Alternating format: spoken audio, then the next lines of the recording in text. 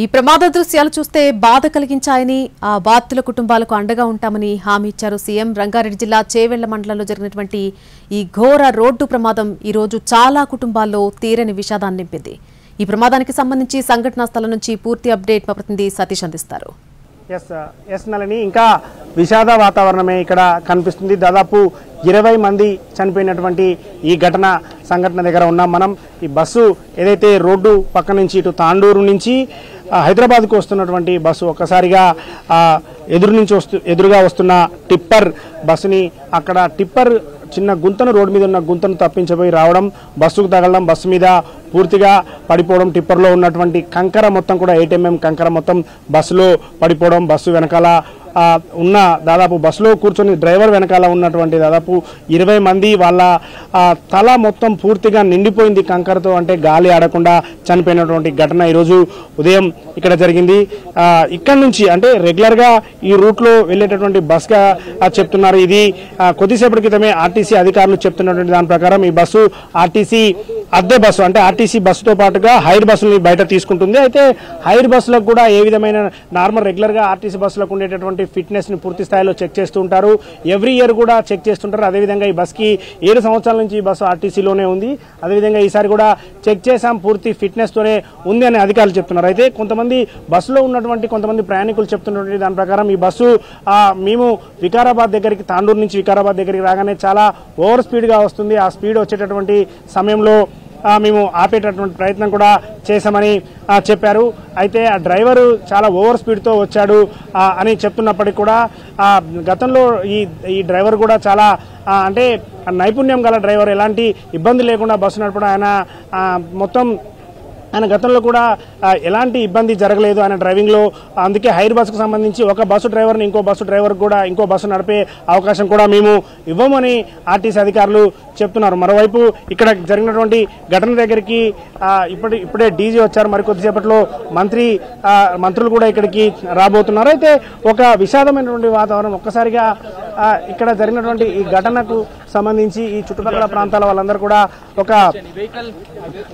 అంటే గతంలో ఎప్పటి నుంచో మేము చెప్తున్నాం ఈ రహదారిని విస్తరించాలని, ఈ రహదారిని విస్తరించకపోవడం వల్లనే ఈ విధమైనటువంటి ఘటన జరిగిందనేటటువంటిది ఇక్కడ ఉన్నటువంటి వాళ్ళు చెప్తున్నటువంటి మాట. మహేష్ భగవత్ గారు ఉన్నారు. సార్, ఎలా జరిగింది ప్రాథమికంగా ఏం చెప్తారు సార్? మంత్రి గారు కూడా ఉన్నారు. 2 minutes చెప్తాను. మంత్రి ఇక్కడికి చేరుకున్నారు. కొద్దిసేపటి క్రితం ఇక్కడికి మంత్రులు రావడం జరిగింది. ఇటు చూడొచ్చు, మంత్రి శ్రీధర్ బాబు ఇక్కడికి చేరుకున్నారు. సార్,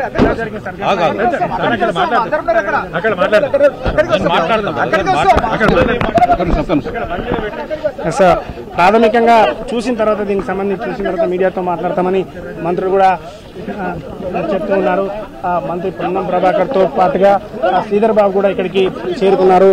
రవాణా శాఖ మంత్రి పొన్నం ప్రభాకర్, అదేవిధంగా శ్రీధర్ బాబు ఇక్కడికి చేరుకున్నారు. అంటే గతంలో ఏదైతే ఈ రోడ్డుకు సంబంధించి చాలా యాక్సిడెంట్లు అవుతున్నాయి, దీన్ని రోడ్డు వెడల్పు చేయాలి, పెద్ద రోడ్డు ఇక్కడ వేయాలని చెప్పి స్థానికుల నుంచి ఇక్కడ డిమాండ్ ఉంది. కానీ కొన్ని కోర్టు కేసుల వల్ల ఇది జరగట్లేదు అనేటటువంటి విషయం మనం గతం నుంచి కూడా ఉన్నాం. ఇక స్థానికులు కూడా తీవ్ర దీనికి సంబంధించి ఆరోపణలు చేస్తున్నారు. ఇక్కడ ఏదైతే మనం బస్సు యాక్సిడెంట్ జరిగినటువంటి ప్రాంతాన్ని పరిశీలిస్తున్నారు. ఎన్టీవీ స్క్రీన్ మీద మనం ఎక్స్క్లూజివ్గా చూడొచ్చు.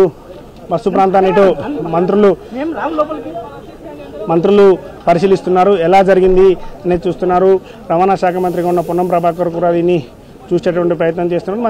మరో మంత్రి శ్రీధర్ బాబుతో పాటు ఇక్కడికి స్థానిక నాయకులు, స్థానిక ఎమ్మెల్యే, చేవెళ్ళ ఎమ్మెల్యే కూడా ఇక్కడికి రావడం జరిగింది. ఘటన జరిగినటువంటి విధానాన్ని ఇక్కడ ఉన్నటువంటి అధికారులు వివరించేటటువంటి ప్రయత్నం చేస్తున్నారు. ఈరోజు తెల్లవారుజామున ఈ బస్సు ఏదైతే ఘటన జరిగిందో, బస్సు తాండూరు నుంచి హైదరాబాద్ వరకు రెగ్యులర్గా వచ్చేటటువంటి బస్సు ఇది. తెల్లవారుజామున 4:45కు తాండూరులో బయలుదేరిన తర్వాత ఇక్కడికి రాగానే వికారాబాద్ దాటి చేవెళ్లకు ఒక 6 కిలోమీటర్ల దూరం ఉండగానే మిద్పూర్ ఈ చౌరస్తా సిగ్నల్ క్రాస్ అయ్యేటటువంటి సమయంలో ఎదురుగా వస్తున్న ఆ టిప్పర్ ఒక్కసారిగా దీన్ని అయితే ఆర్టీసీ చరిత్రలో ఇది చాలా పెద్ద ఘటనగా చెప్పుకోవచ్చు. ఎందుకంటే ప్రైవేట్ ట్రావెల్స్ బస్సు యాక్సిడెంట్లు చూస్తున్నాం, ప్రైవేట్ ట్రావెల్స్ ఇన్సిడెంట్లు చూస్తున్నటువంటి ఈ సమయంలో ఆర్టీసీని అందరూ ఉపయోగించాలని చెప్తున్నటువంటి ఈ టైంలోనే ఇలా జరగడం ఒక విచారకరమైనటువంటి ఈ ఘటనని చెప్తున్నారు అధికారులు. ఇప్పటికే దీనికి ప్రాథమికంగా ఏం జరిగిందనేది